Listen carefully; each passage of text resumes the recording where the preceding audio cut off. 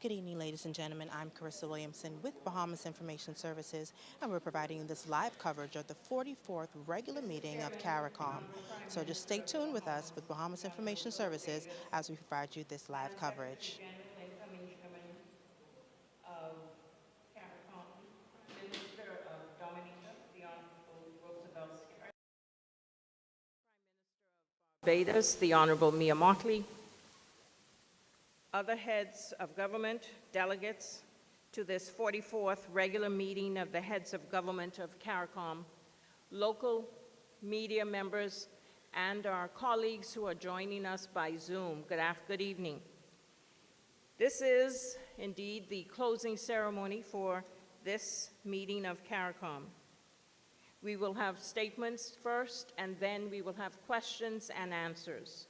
Let me just remind our colleagues here, as well as at Zoom, you will be allowed 2 questions each. Mr. Chairman, I turn it over to you. Thank you very much. And welcome to the closing press conference of the 44th conference of CARICOM heads of government. I'll start off by recognizing my fellow heads of government, our Secretary General, and new members of the local and international media who are in this room and online. The 44th regular meeting of the Conference of Heads of Government of the Caribbean Community was held from Wednesday, February 15th, and concluded this afternoon. We had robust and fruitful discussions and are confident that we have advanced the agenda for Caribbean integration, the growth of our national and regional economies, and the well-being of our peoples. The conference welcomed several special guests. The Right Honorable Justin Trudeau, Prime Minister of Canada, who emphasized his government's commitment to forge stronger ties with the region through the continuation of the Caribbean-Canadian Trade Agreement, CARICOM, and to support strategies to address climate change and create employment. He also underscored Canada's support to curb the ongoing instability in Haiti, which is troubling to this region. Heads of government also welcomed the Director General of the World Trade Organization, Dr. Ngozi Okonjo-Iweala. Discussions focused on the commitment of CARICOM countries to a rule-based multilateral trading system. Member states also discussed completing negotiations towards a comprehensive and effective agreement on fisheries subsidies, the need for open, transparent, and effective negotiations on agricultural trade reform, and a fully functioning dispute settlement mechanism for all members of the community.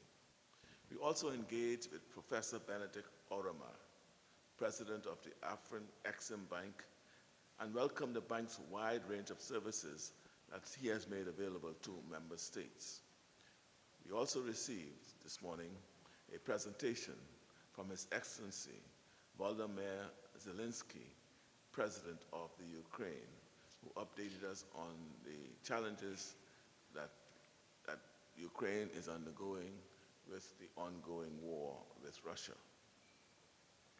Heads of government deliberated on an effective agenda to advance sustainable peace and prosperity in our sister island, Haiti.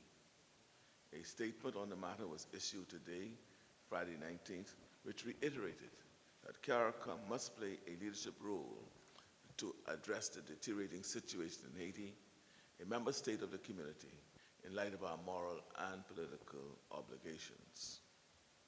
Heads of government received an update from the Caribbean Public Health Agencies, commonly called CARICOM, a comprehensive response to COVID-19, monkeypox, and other regional health security threats. We noted with concern the continuing prevalence of non-communicable diseases, NCDs, and stressed the importance of sustained efforts to address it. We recognize the need to allocate adequate resources for vector control programs to curtail the spread of Zika in the region and agree to support CAFA's vaccine campaign launch to improve COVID-19 vaccination and a regular expanded program of immunization activities. We discussed amendments to the revised Treaty of Chagaramas to provide for the regulation of mergers and acquisitions in the CSME based on an approved community policy. Heads of government endorsed the decision of the COFAP to amend the intra-CARICOM double taxation agreement through a protocol on treaty shopping and exchange of information. Our expectation is that the protocol should be ready for signature at the regular meeting of the conference in July 2023 in Rosé, Dominica. Heads of government receive an update on the progress made by the CARICOM Ministerial Task Force on Food Production and Food Security and endorse its priority activities for 2023. The task force has been focusing and addressing its efforts on several thematic areas which are deemed to have retarded regional agricultural growth, including the removal of non-tariff barriers to regional trade in agricultural produce, de-risking of the sector, digital agriculture, research and development, and review of the CET. We also received a project proposal, Building Food Security through Innovation, Resilience, Sustainability, and Empowerment, from the President of Guyana, and accepted its government's pledge of $2 million towards financing and implementing this project. Heads of government discussed the need for measures to improve the functioning of the global financial system, particularly in the context of the numerous crises adversely affecting the community and which put middle-income countries at risk for reversal of economic gain. These include climate change, debt, food and water insecurity, the digital divide, health pandemics, and antimicrobial resistance, and threats to biodiversity. We agreed to work collectively for complete restructuring of the global financial architecture that will allow countries of the region to respond to the current and emerging existential threats. We call this initiative the Bridgetown Initiative. That is the brainchild of our colleague, Prime Minister Mia Motley, the Prime Minister of Barbados.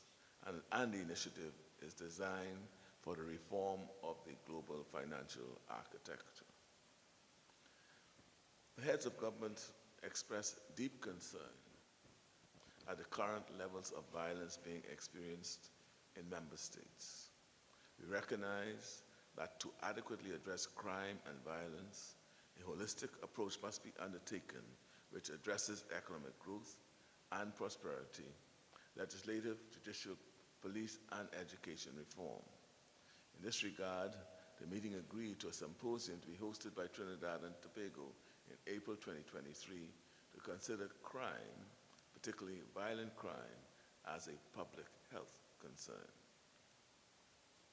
Heads of government discuss CARICOM's 50th anniversary celebrations, which officially gets underway in July 2023 in Dominica, where the next regular heads of government meeting will be held from July 3rd to July 6th. We proposed that, propelled by the theme, 50 years strong, a solid foundation to build on, the celebrations will allow an opportunity for review, reflection, reform, and renewal, where we will examine the founding tenets of the Treaty of Chagaramas, achievements of the past 50 years, and strategies for guiding our countries into a vibrant, thriving region of prosperity and peace. Members of the press, colleagues, and his opening statement with respect to this press conference. I have with me my colleagues, as I indicated, Prime Minister Mayor Motley and the incoming chair to succeed me, Prime Minister of Dominica, Roosevelt Skerrit, and the Secretary General, Dr. Carla Barnett, to respond to questions that you may have. Thank you.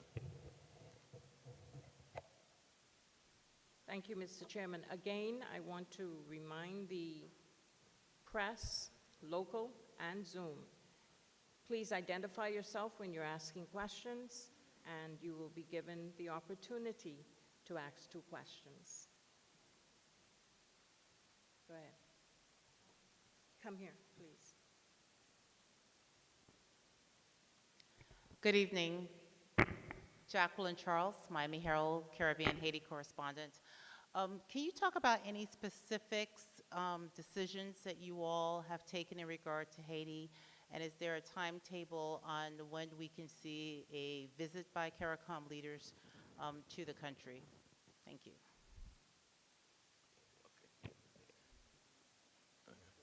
We just issued a statement a few minutes ago. I don't know whether you've received it yet, Jackie, but that statement would indicate that we, the CARICOM, has taken our moral obligation seriously to assist in resolving the issues in Haiti.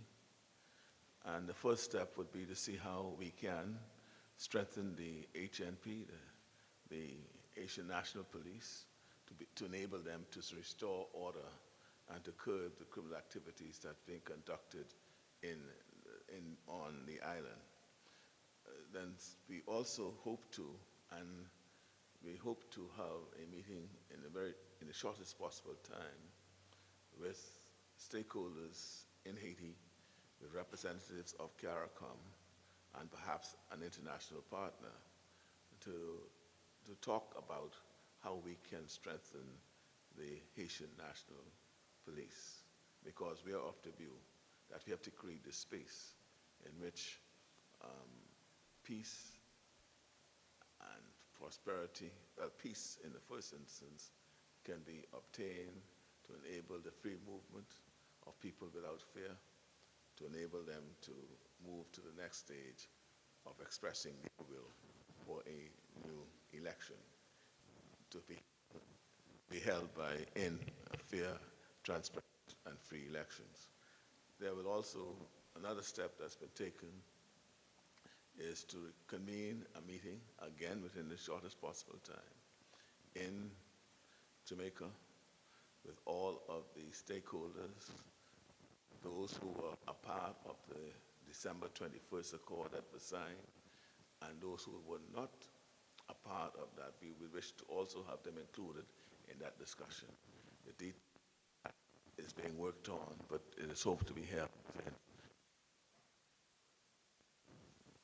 in a possible time as well. Just a quick follow-up. The HNP is 9,000 police officers. I just came back from Haiti, 2 back-to-back trips. The first one, I landed in the middle of the police riots with a top Biden official. The next one was just yesterday, where in the Artibonite, 2 hours from Port-au-Prince, 2 police stations have been abandoned as a result of 7 police officers that were killed in 3 successive attacks. 78 officers have been killed in the last 20 months. At the same time, the Biden administration has opened up this humanitarian parole program. The head of the passports office says he estimates conservatively that they may lose 1/3 of the police force as a result of officers applying for passports to leave. Given all of those challenges, how do you see being able to strengthen a police force when the bright lights of Miami is shining in their face?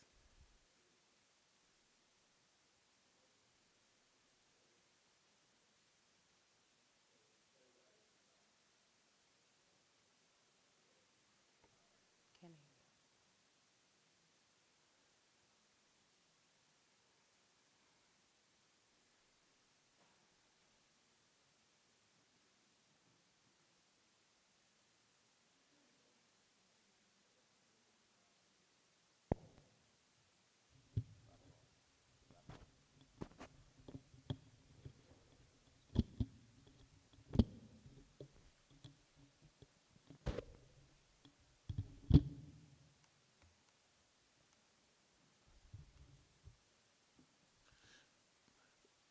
clearly, the, the pull of the promise of refugee status of 30,000 residents from the islands, from the four countries, Cuba, Venezuela, Haiti, and Nicaragua, and in particular Haiti, is a draw for anyone who's in Haiti, particularly in the circumstances under which Haiti now is now experiencing. And it is counterproductive to be encouraging police officers to abandon their station, as it were, for the bright lights of Miami. This is a matter that was brought to our attention during the course of these discussions, and in fact, we were told at least 600 or more have already left.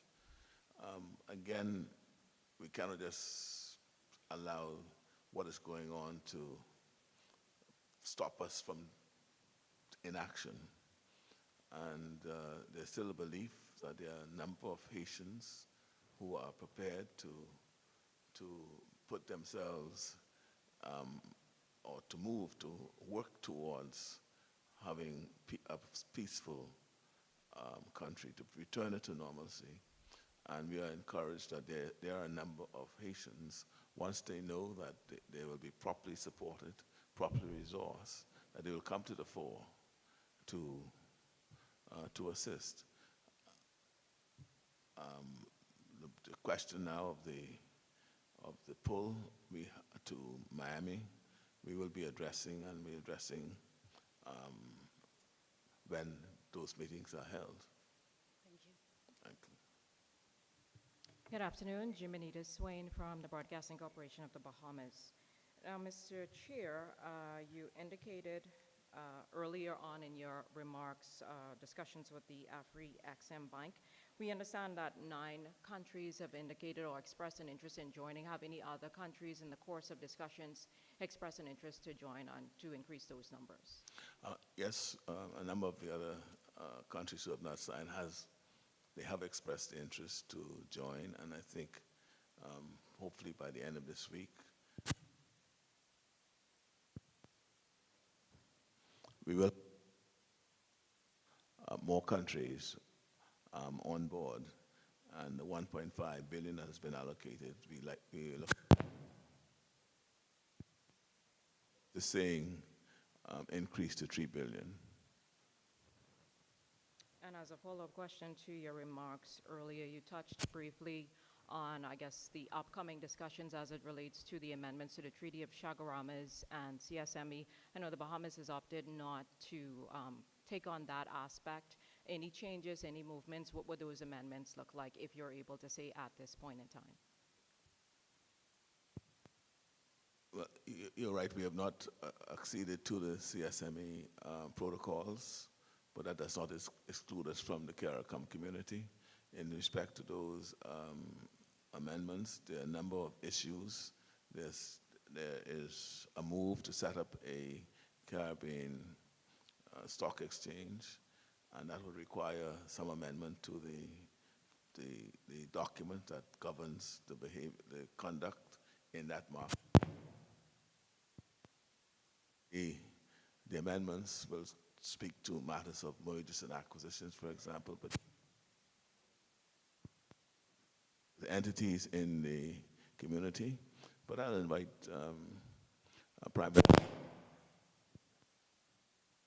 Prime Minister Motley to speak to this.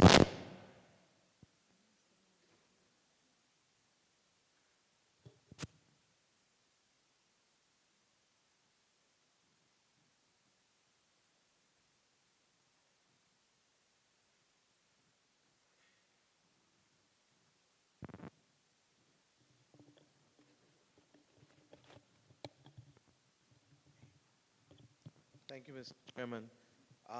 You've already answered the question, so I will stand by your answer and simply say that the revised Treaty of Chaguaramas, while a good treaty, does have some gaps, and it is intended to be able to allow us to have a policy framework for mergers and acquisitions. Countries are now reviewing it, and it will go to COTED, and after quoted, the settled agreement will then come here. Why? Because in this type of environment, we expect more and more companies to be looking at the issue of merging or acquiring other companies, and we feel that we need a regulatory framework that is both enabling and protective. So it is intended to deal with that. With respect to the regional capital markets, that will take another 18 months or so for us to do the work that has to be done.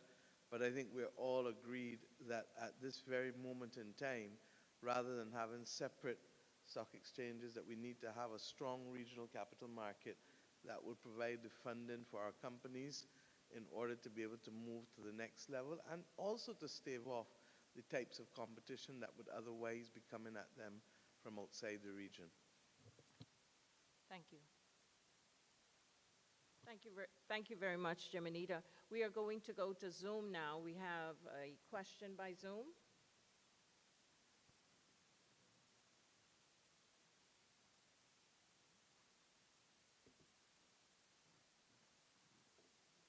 Are you there? Hi, good afternoon, guys. Can you hear me? Yes. Right, this is Barry Allen from the Nation newspaper in Barbados. The question is for the chairman and Prime Minister of Barbados, Ms. Motley, as well. As you guys are well aware, there's a level of frustration in the Caribbean as it relates to interregional travel, both by land and by air. Can you give any indication if anything concrete came out of solution finding in terms of finding a way to improve, in a very tangible way, interregional travel connectivity for the diaspora? Thank you.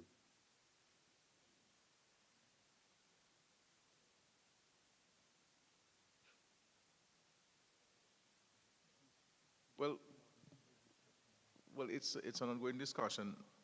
We have mandated the central bank to explore and to examine the current challenge that we have and to come up with some recommendations on how we can overcome the travel issue, interregional travel. I mean, we had discussions here today as well on this. We got a report, an update from the president of the Caribbean Development Bank.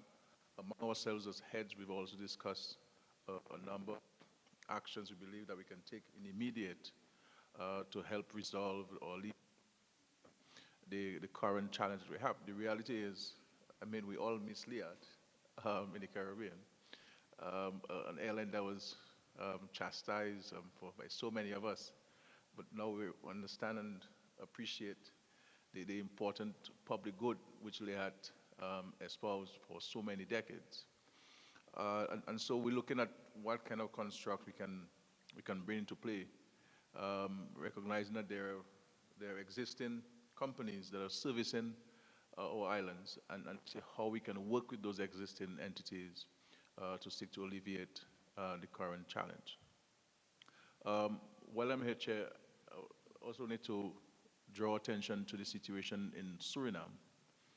As you know, there was this demonstration in Suriname, and of course we respect every citizen's right to protest within the confines of the provisions of the Constitution and the relevant laws in the country. But also, we stand in solidarity in recognizing the democratically elected government led by President Santoki, and we do hope that all actors can respect the rule of law and respect people's right to move freely. And we certainly condemn the storming of the parliament. It appears that this is becoming a practice in our hemisphere, and it's something that we all need to seek to condemn and to stamp out in our hemisphere. And we call for calm and a restoration of peace and order, and allow for dialogue to take place, and issues among the Surinamese people can be addressed in a respectful, lawful manner. And so we call on all to respect the rule of law and to maintain the rule of law in Suriname. Thank you, Chairman.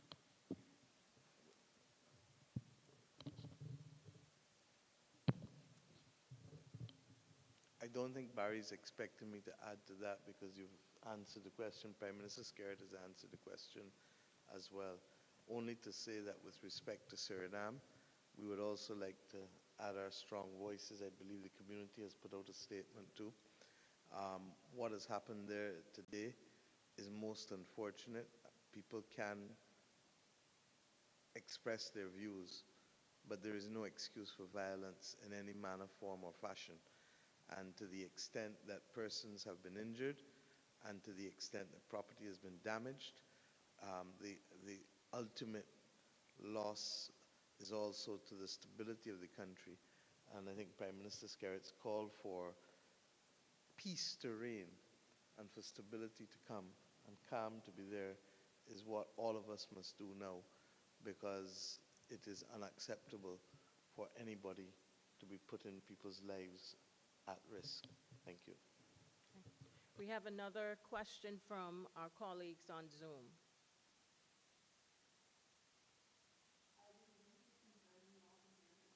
Yes.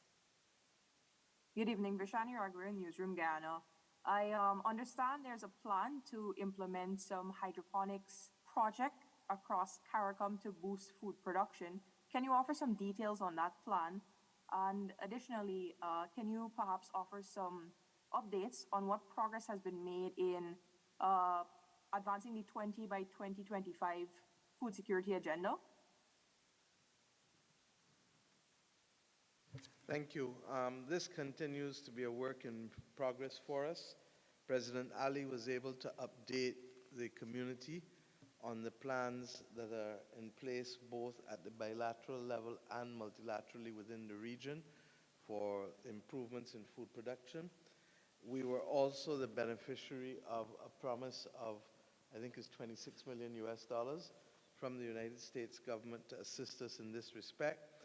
And of course, he has also negotiated a pipeline of 100 million US from one of our regional banks to assist those countries and entities within our countries who want to participate in the boosting of the food production.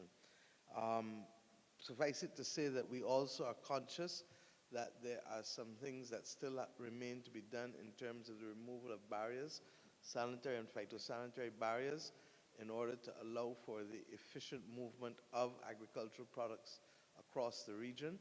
I think that it is fair to say that this has been one of the areas of serious progress in the last year to 18 months within the community, and we anticipate that we will see more.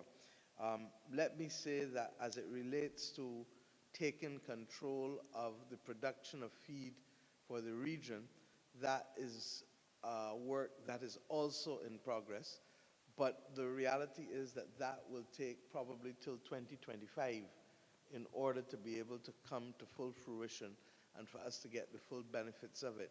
And we know that there is a lot of hurting by our people in the region because of the increases in feed prices and fertilizers over the course of the last year, in particular since the Ukraine war.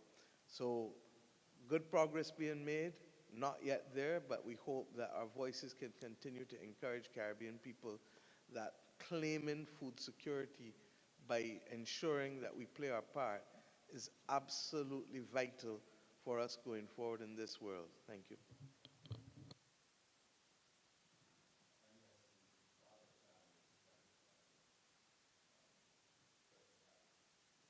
Hydroponic farms, and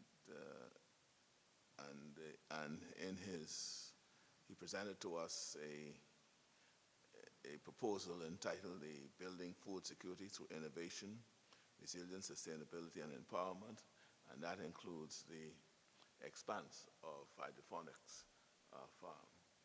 And it is also to be presented as a plan to the U.S. to access the funds that they promised to us.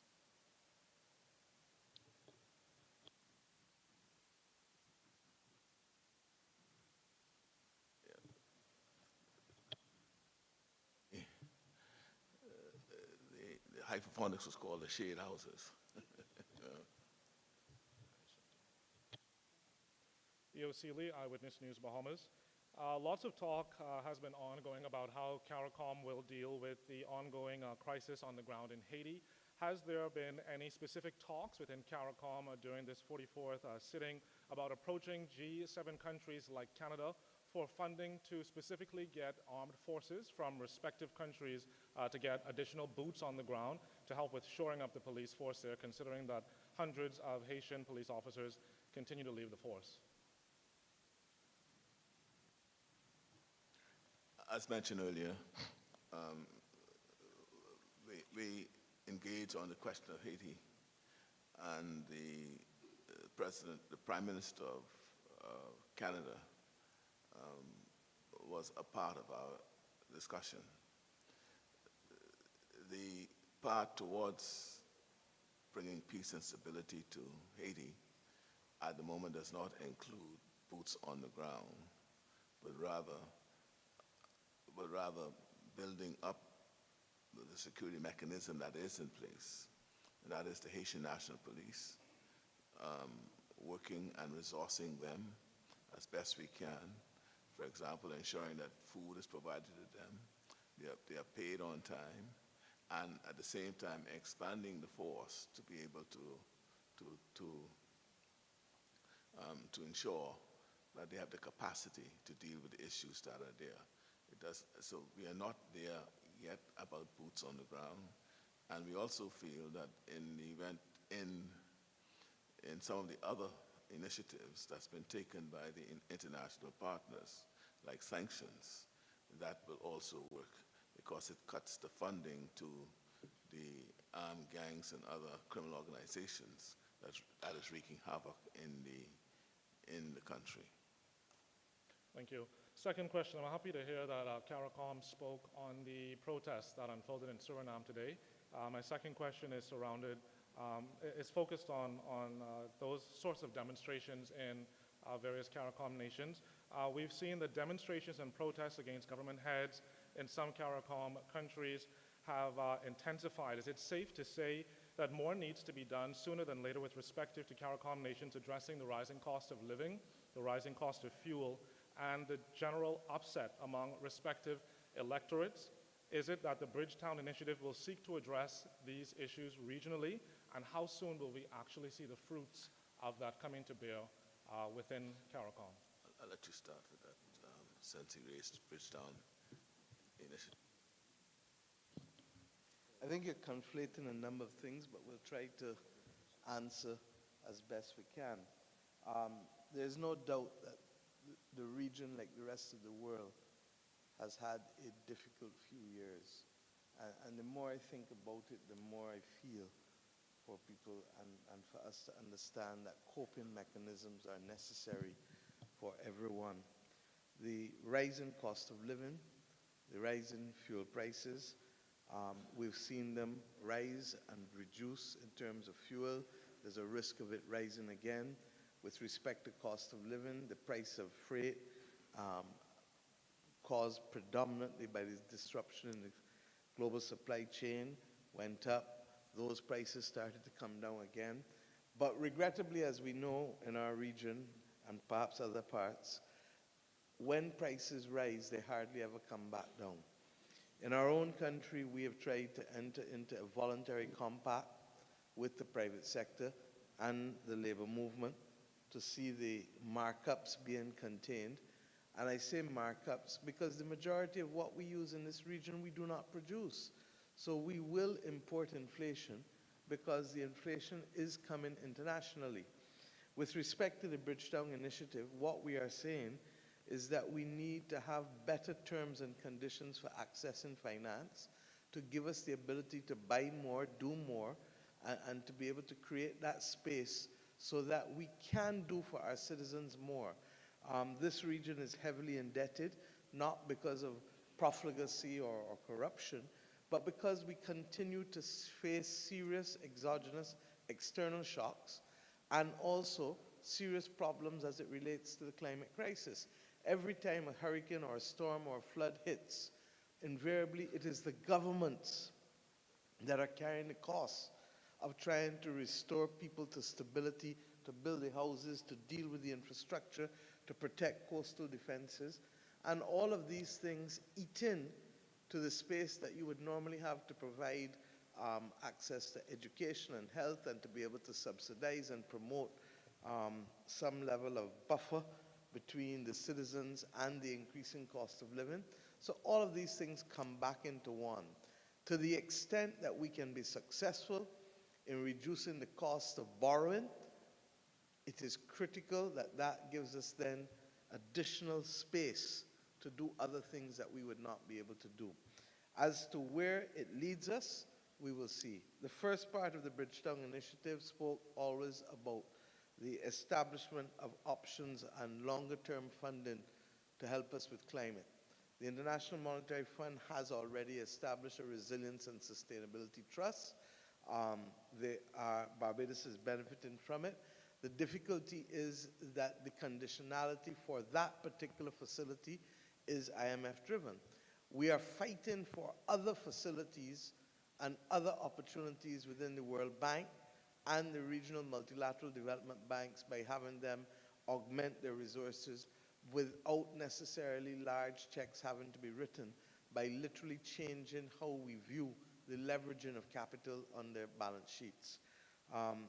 So in short, it is about, yes, creating more space that we can do more for ourselves, our citizens, and protecting us against future crises, be it climate or pandemic or other things. As it relates specifically to buffering for our citizens, yes, it will also help us to be able to ensure that we can cap taxes or that we can provide subsidies where necessary, not because we want to do this on a long-term basis, but sometimes you have to ease the pressure on people as best you can. By the same token, we cannot dismiss the obligation of the responsibility that must be placed also on our own people to begin to find coping mechanisms and to be able to do things that can reduce the impact of the increased cost of living on them. We need to be growing more of our own food, not just at a commercial level, but at a household level in order to reduce what we buy. We need to ensure that we share more and that we do the things that don't cause us to rely only on governments to protect us. Whether we like it or not, we are in a moment similar to what our grandparents and great-grandparents went through 100 years ago. They knew what it was to go to war. We are at war with the climate crisis. We're at war with cost of living. We're at war with the pandemic. We're at war with so many things. And regrettably, our history and our faith in many instances tell us and remind us that life and our civilizations are about peaks and valleys. Regrettably, we're going through a valley, or if you prefer, since we're in the Bahamas, a maritime analogy, we're going through some rough seas. And when you're going through rough seas, you can't swim freestyle, you can't swim breaststroke, you can't swim backstroke. You may only be able to dog paddle or float. Let us dog paddle, let us float, the seas will become calm again. And when they become calm again, then we can have greater expectations to meet our wants. But for now, let us focus on our needs. Thank you. Thank you. Good evening. Jared Higgs from the Nassau Guardian. There are some who call for France to pay reparations to Haiti, given the independence tax France imposed on Haiti after the Haitian Revolution in the early 1800s. Some experts say that tax was detrimental to Haiti's progress in its earlier years. Former French President Francois Hollande said in 2015 that France owes a moral debt to Haiti, but he stopped short of admitting the need for France to pay reparations to Haiti. Does CARICOM believe that France should pay reparations to Haiti?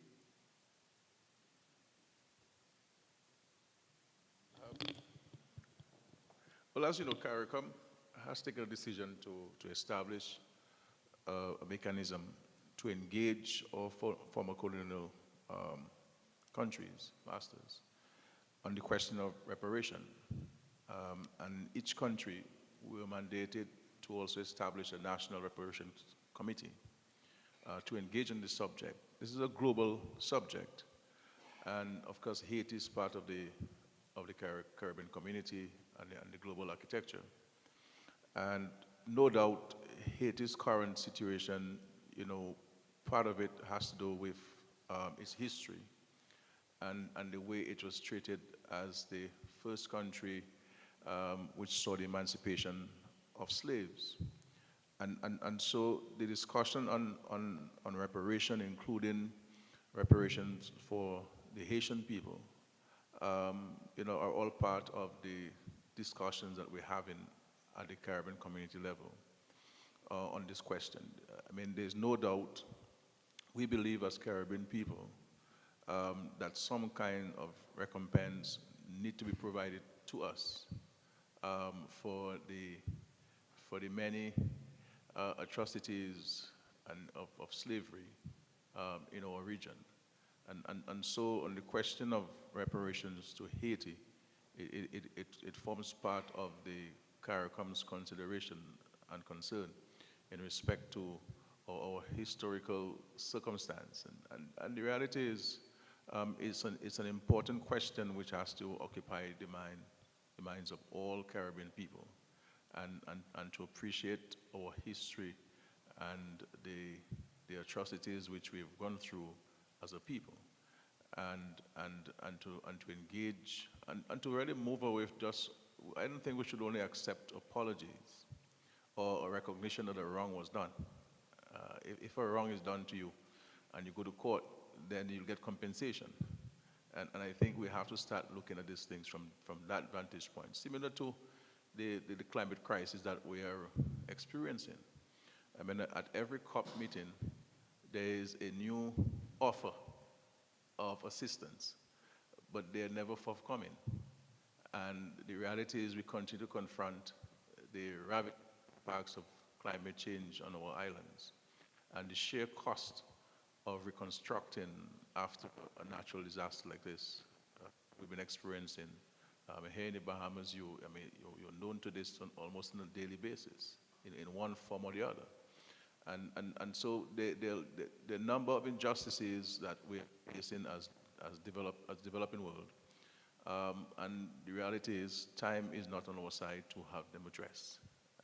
And so these are things that continue to occupy our minds, and we have discussed these matters, and they'll continue to be discussed. We'll continue to engage at the regional level, but also at the national levels as well, and engage the former colonial masters on the issue, on the question of reparations for countries. And what form it takes is a matter for us to determine that in consultation with those concerns.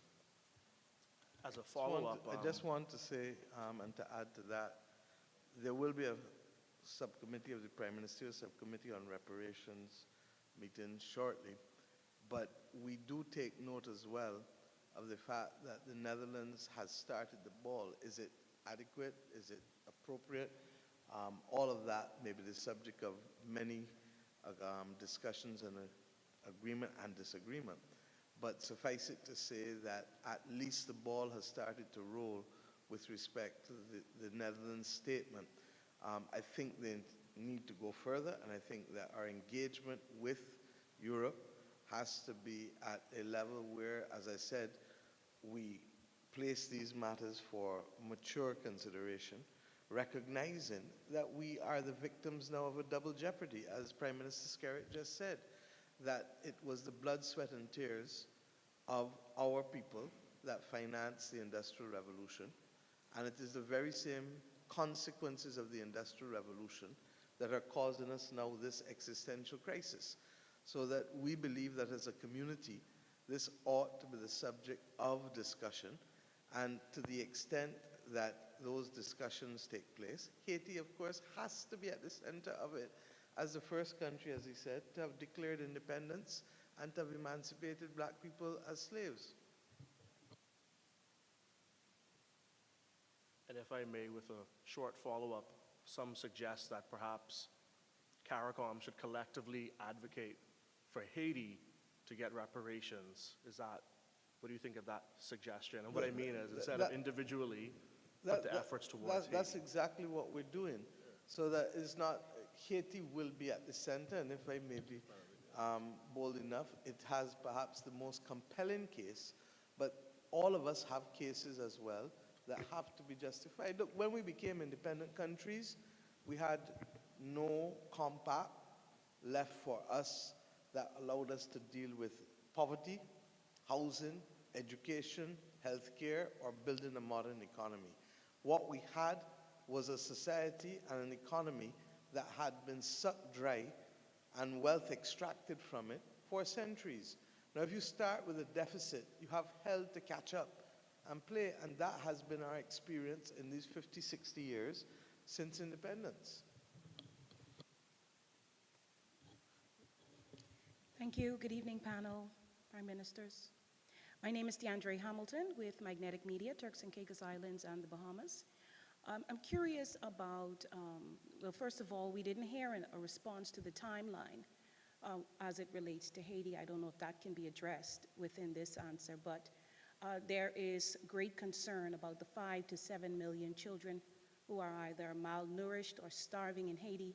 Is there any greater urgency? Is there any concrete information you can give that people in Haiti are being supported amidst this crisis with the very basic needs? Yeah,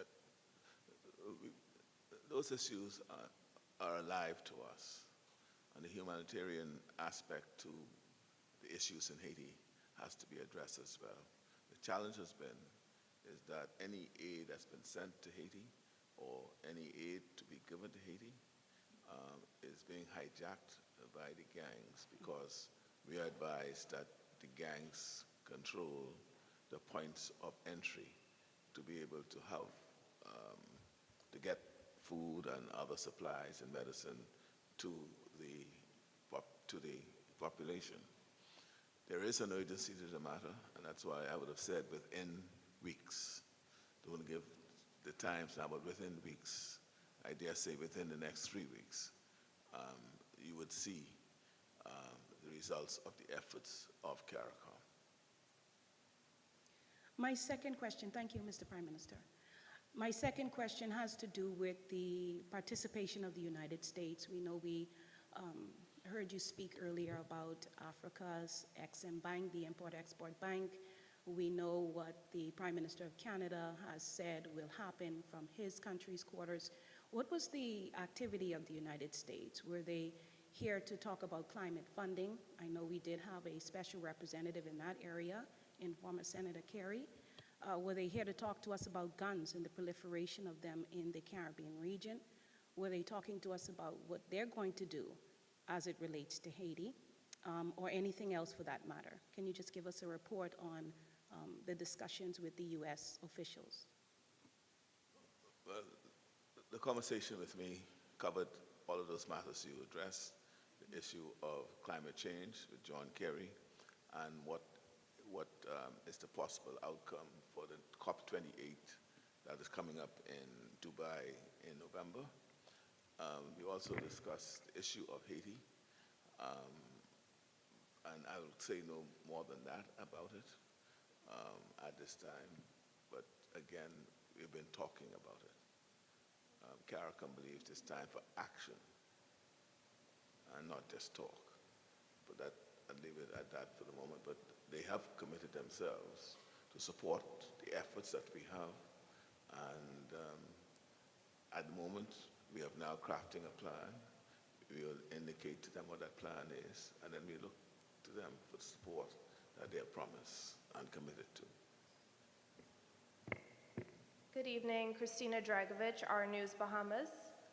We know that a number of guns enter the country and the region from the U.S., and we know that a crime symposium is set for April, addressing economic, legislative, police, and educational reform. But what about the source of those guns? Well, a discussion on violence in the Caribbean cannot be disassociated from the fact that it's gun-generated most of these violent crime. And so gun will be an issue. And yes, that's a topic that we have all taken to the doorsteps of the manufacturers of guns. For me, I've continually said to our neighbors to the north, their right to bear arms does not equate to the right in trafficking in arms, meaning you have the right to bear it, but we don't believe that you have a right to to traffic it. I'm being advised that several new initiatives or legislation have been passed. The Charge Affairs has kindly and thankfully provided me with a list of new legislations that's passed. We have not seen the effect of it as yet, but I hope them reviewed to appreciate what it truly means. But we will be, as part of the exercise, in the meetings we have, discussed this issue of trafficking in guns. And at the same time, we have reached a point where it is believed that violent crimes throughout the Caribbean, throughout the region, the Bahamas no less than others, see this now as a public health issue. Thank you. Good evening, panel. My name is Shelley Lewis from Global Impact News, and we've heard much talk about the crisis in Haiti, and we want to know what efforts are being made. What do you see these efforts potentially impacting the crisis in Haiti? And Prime Minister Davis, perhaps you can also answer. The Supreme Court recently made a ruling with regards to an injunction on shanty towns in the Bahamas. We have an overwhelming problem with shanty towns and the expansion of Haitian communities. Do you see this as having any impact on the government's decision to move forward with what you plan to do?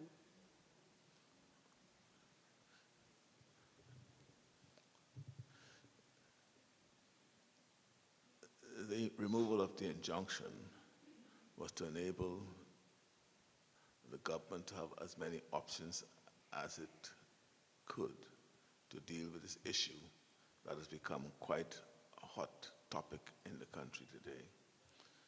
Shanty towns is a challenge and a problem in this country, and we do propose to deal with it. But we cannot deal with it by addressing one problem to create another problem. If we move as quickly as some would wish to take down the shanty towns, destroy them, people are living in these buildings and in the shanty towns. So taking down the shanty towns could create the other problem of leaving hundreds or thousands of persons homeless. And then what then we create is another crisis. And so there's no sense responding to a crisis to create another crisis. And so thought is being given as to how best we deal with the shanty towns, which is ongoing. And we are only influenced by the fact that we need to have a response, we need to deal with it, and that will influence our actions going forward. Thank you, sir. Good evening, Arabina Apia, A Closer Look, Bahamas. So the issues of migration, food security, the impacts of inflation, and the energy crisis have all been discussed this week at a very high level. What are the plans of the Bahamas government and CARICOM as a whole to really get persons, the residents at the grass level, to care about these issues, to get them mobilized and talking and thinking about how they play a role in the issues that have been discussed this week? Well, I think every citizen within the Caribbean space need to be engaged. First of all, we need to inform ourselves and be part of the conversations that we've been having at the regional level, but also at the national level. I think sometimes we do not find ourselves engaging with each other or want to be part of that engagement. And I think it's an error that our citizens are making, in that so many wonderful decisions and actions have been taken, and policies and programs have been taken to advance the region. But we get the sense that we're not even informed of them, far more to position ourselves to benefit from it. On the issue of climate change, I keep saying to my own citizens that really the only people who talk about climate change and the impact on our society is the government. The private sector is not engaged. The civil society is not engaged. The Bridgetown initiative, for example, it is absolutely important that every one of us in the Caribbean, the universities, the colleges, civil society, the trade unions, the employers' federations, we all need to get a copy of this document, read it, and appreciate what it is seeking to do and the issues it is seeking to address, which are confronting our very existence. We talk about high cost of food prices and investments in agriculture. We want better schools. We want more advanced healthcare services. We want better housing for our citizens. We want to get rid of the shanty towns. We want to address coastal degradation. All of these things cost money, but we do not have the fiscal space to do these things. And therefore, it's important that we in the Caribbean, the media has a very critical role to play in counteracting fake news that is now becoming the educators of the society, the information source of the society. And therefore, it's important that the media appreciates the tremendous progress we've made over the last 50 years within the Caribbean community. And in our efforts to seek to confront challenges which have been created outside of the region, but which we have to confront in our respective countries and in this region. And so the engagement has to be done by we informing ourselves of the realities of the situations in our respective countries, the challenges that we face, and of course what the respective governments are doing, and also at the Caribbean community level to seek to address these issues in large measure by ourselves. I mean, we keep referencing the issue of climate change. I do not believe that the Caribbean region, our citizens, appreciate the extent of the threat which the impacts of climate change is posing to us. We have a hurricane and we're able to bounce back and everybody believes everything is fine. No, we need to have access to resources to build resilience, to build adaptation, and to put mitigation mechanisms in place to sustain our economies. And so it's important for us to inform ourselves of the issues confronting us and how you, as a journalist and your colleagues and citizens, what are some of the suggestions in terms of solutions that governments can consider to addressing the challenges that we confront? Because at the end of the day, the ideas do not only reside within the cabinets of our respective countries. I mean, it resides throughout the society. Thank you. Thank you very much.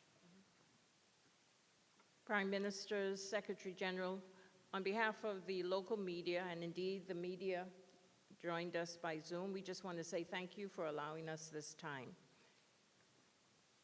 Before you close, Madam, I want to, on behalf of all of us, to say thanks to the Prime Minister of the Bahamas, the government, and the people of the Bahamas for the warm welcome that you provided to us. This is extraordinary.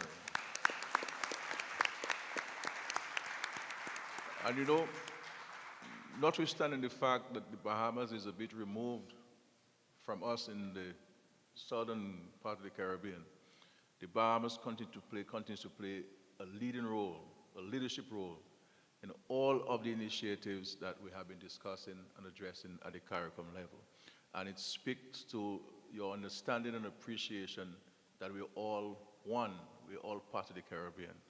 And over the last couple of days, we have seen on display the leadership of Prime Minister Davis. No wonder they call him brave, you know. But we are comforted that he is a chairman at this very crucial period within the Caribbean community to deal with issues of Haiti, to prepare us for COP28 and so many other issues that we're confronting. And I'm leaving there comforted that we have in Prime Minister Davis the right man for the job at the right time. And so we thank him for his leadership within the Caribbean community. But to you, the Bahamian people, we appreciate you, we love you very much, and we're grateful to you for your tremendous love, warmth, and hospitality. Thank you very much. Thank you, sir. And if I may just say that it is complete by bringing gender balance to all of those comments. We love you too, and we thank you for everything that you've done in welcoming us here, and we look forward to a direct link between the North and the South Caribbean. Thank you.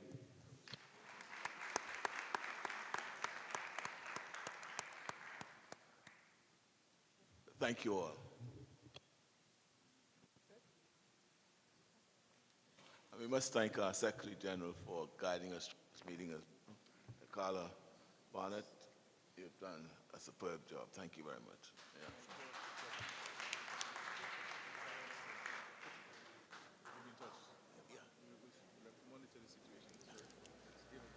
And there you have it. That's live coverage of this closing press conference of the 44th regular meeting of CARICOM heads of government.